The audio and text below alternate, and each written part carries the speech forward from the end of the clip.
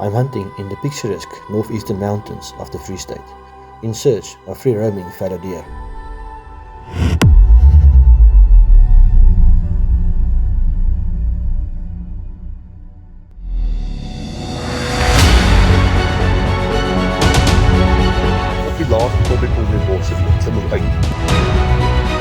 There's a little herd of fallow deer. We don't want to take the shot of them standing on escarpment, so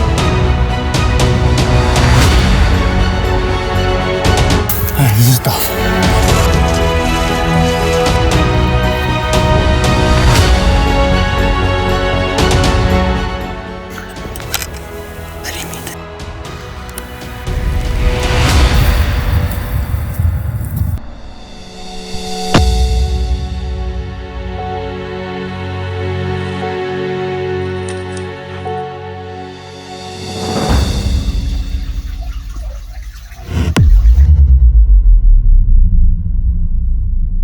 It's about 25 meters from us.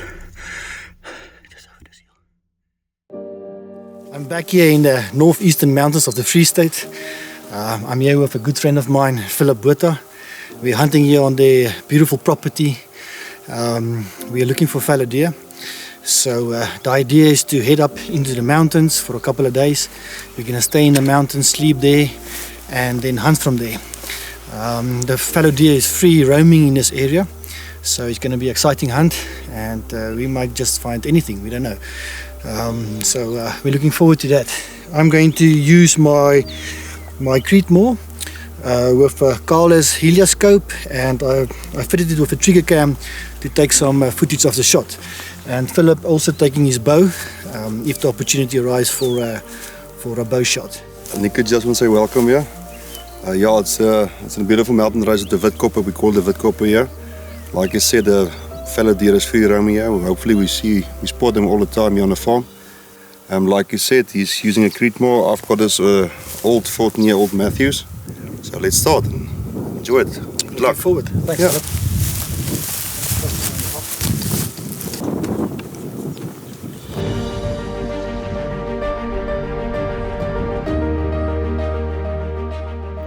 Môre.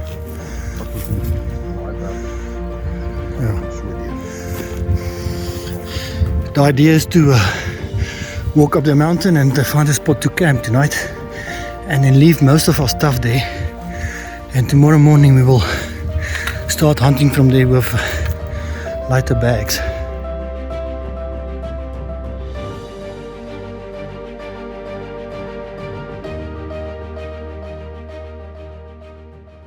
Reg agter jy kry jy 6 ram, hoe so groot ram. En dan lê baie keer lê hulle hier so onder ons. En ander keer gaan hulle dit lê net die bo hier mee kom ek hier op. Vleesbak with horses.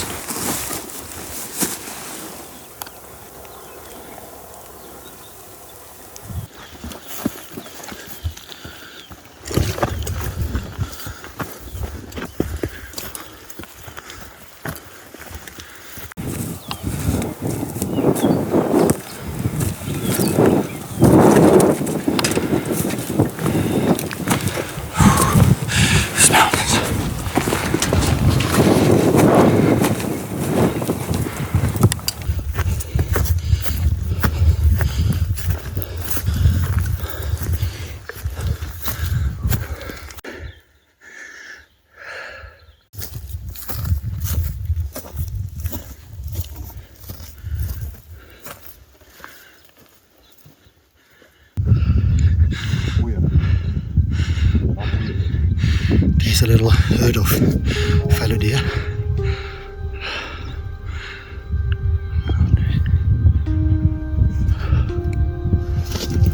And there's a ram just to the right of that little bush behind the hill. You see his horns are sticking out. 360 meters, right? What's the plan, Phillip? Very cool. Got to either go down, go through the bushes up where they won't see us, and come from the right hand side and take a shot on that side. or we can take a chance and go in a flat backwards, a round circle and come then and up to them. There, the ram spotted us. The ram spotted us. There, you can see him. Nick is busy getting ready here next to me. Maybe we're gonna take a shot. We'll have a look now if it's worth it. Beautiful fallow deer ram. 2.3 kilometers from where we started. And we spotted our first fallow deers. And if we do shoot them up there, we're gonna have to get them down all the way down behind the mountain there. So it's gonna be a difficult hike with all the meat and everything. And these backpacks are loaded, they're heavy.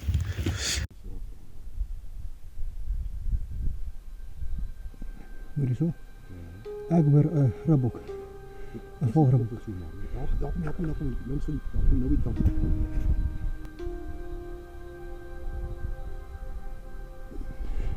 Hier is 'n mooi ram. Right from what we spotted a grey reebok ram standing there. There's two species. Nick still wants there's a reebok going.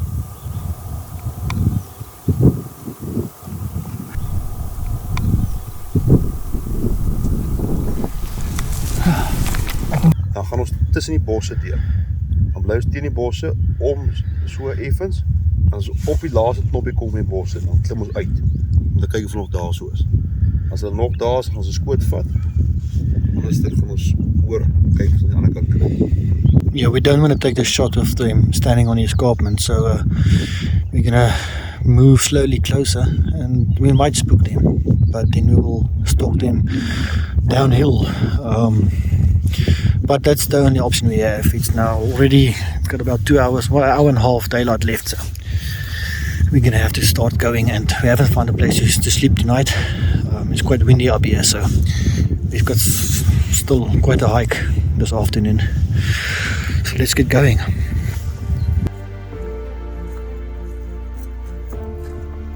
We're going up there through that gorge between the bushes. The wind's in our favor and they're still lying there where we spotted them just now.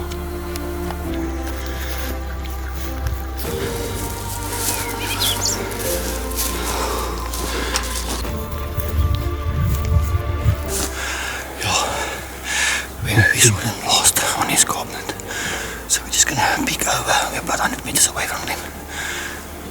Hopefully they're still there. It's about 30 meters over this hill, so hopefully we find them there. About 100 meters. 30 meters just here over that hill.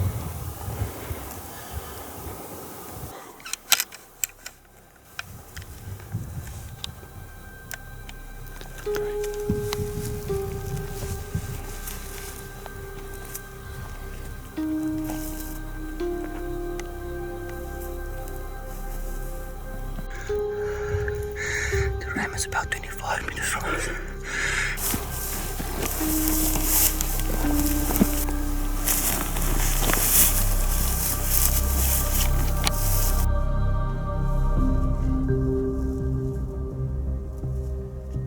Just here in the grass.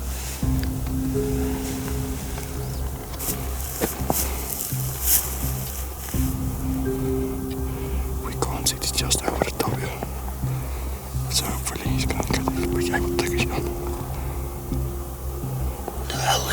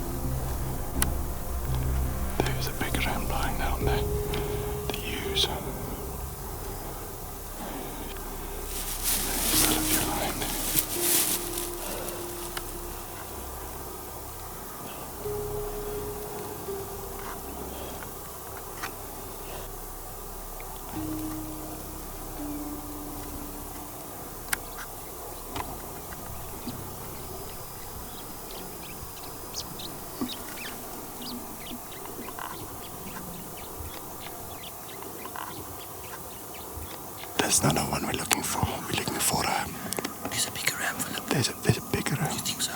We're gonna glass fruit him and wait, maybe there's another ram. Not gonna take this one. God, that's a hard decision to make for a hunter, especially when you've got so many time. And yeah, we're looking for a bigger one. There's a big one still down here. So this is one of those moments that we decided not to take a shot. Don't want to spook them. I'm going to leave them here, I says. And move on, see if we can film them.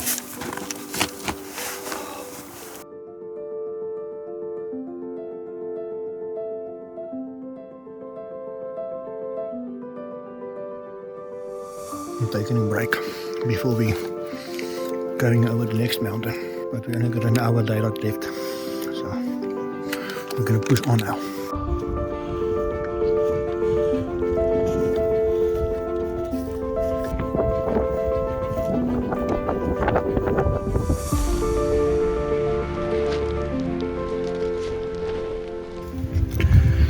Hoe lang is dit terug, Phillip?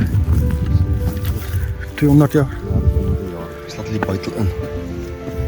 Split. Dan breek ik zo uit. Ja, ja.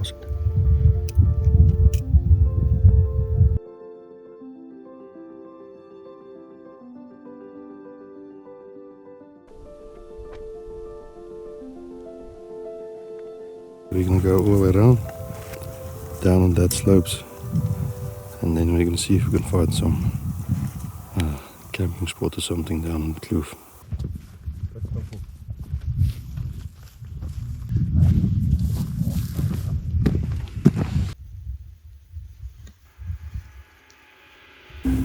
Nico, daar is hy.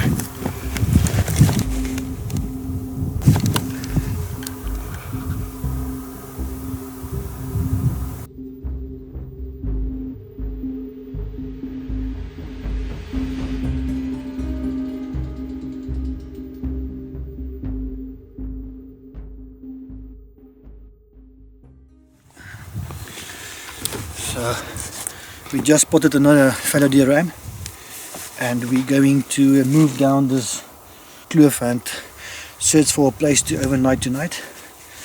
But it's getting chilly now.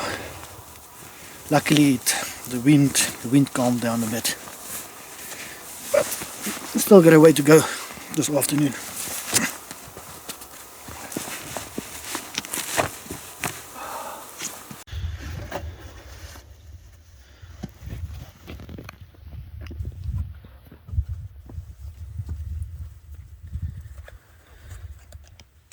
Okay, let's go. Yep.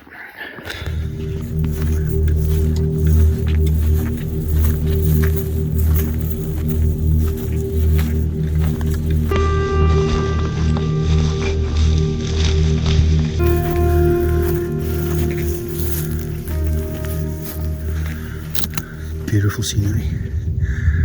Sun's just going down behind that mountain.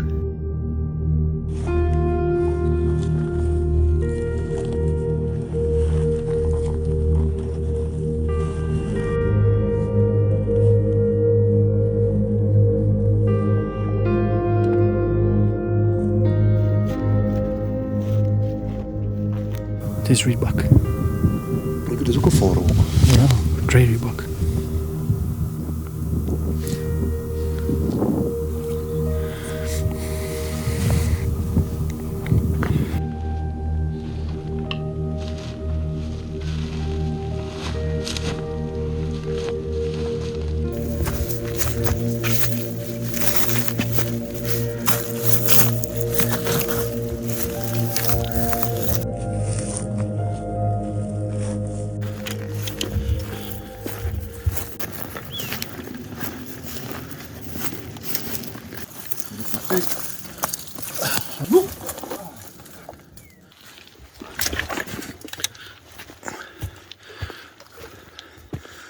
Lekker hier. Dat is lekker toe hier zo. Ja.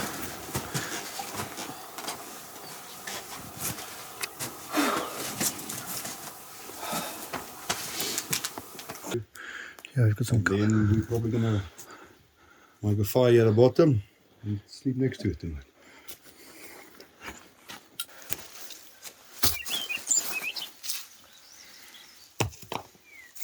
Okay.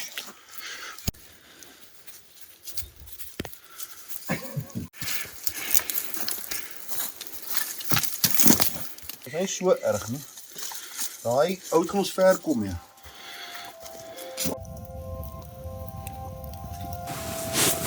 Philip and I have been friends for the past 20 years or so. We both had the bursary to study mining engineering. We soon became friends when we started off with the bursary. But one of the requirements of the bursary was to do a practical year on the mines. It was underground mines. We mined platinum at the time. Because of our backgrounds, farming backgrounds, we both loved the outdoors, loved the farming scene. We didn't particularly love the corporate world. I remembered when we went underground to work there, we usually sat down and dreamed and brainstormed about business ideas and things we can do to start something to get us out of the corporate world. What we soon discovered was a rat race. We weren't even in the corporate world yet, but we already brainstormed ideas to get out of it. The one particular day, we worked in two different sections adjacent to each other. I was working in a development end.